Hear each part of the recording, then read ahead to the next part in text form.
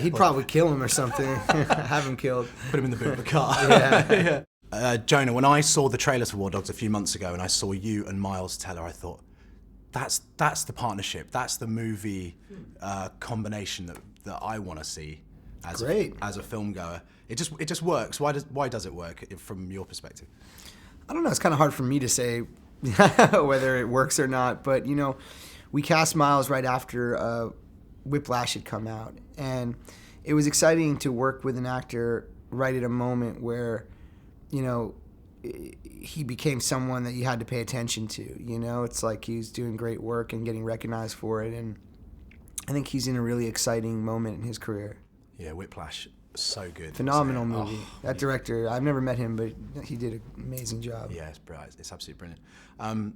With your character, what's interesting is at the beginning, he's the friend you kind of want. He sticks up for you.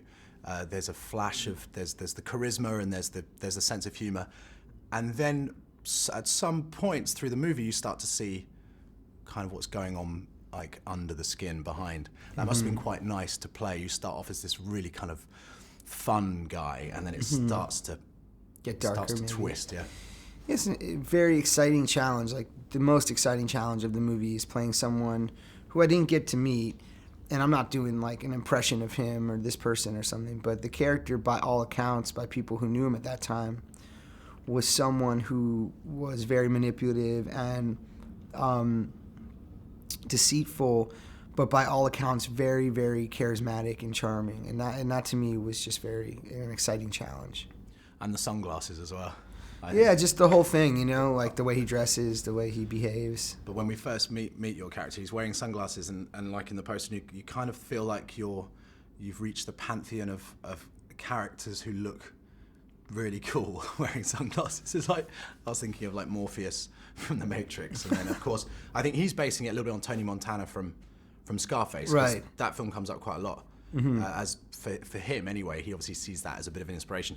Definitely. And Tony with the sunglasses. So that's a direct link, isn't it?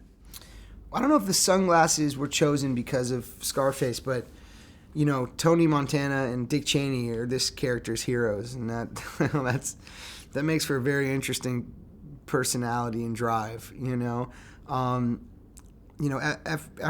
Playing this guy really was about putting together a really loud, kind of bombastic, very Miami-based look. He has a lot of Miami in his DNA, and that's where he's born and was raised. Yeah, I traveled to America for 3 months and visited Miami, and I struggled to kind of get with that party vibe, because some of those nightclubs are just pretty exhausting. Yeah, you go in there, you're like, what am I going to do in here? Right. I'm not going to dance. I'm not going to talk to anybody. So. And there's like champagne bottles with fireworks coming out. It's all part of that, isn't it? The kind of ostentatious side. Yeah, it's a very flashy town. You wear and drive your money there. And there's a really big part of the DNA of this character was that he's from there, because, there's a real feeling to that city of like people on their hustle. Not always in, not in negative ways, always like Ephraim, this character, but a real sense of like moving and shaking, kind of. Absolutely, captured brilliantly, by the way.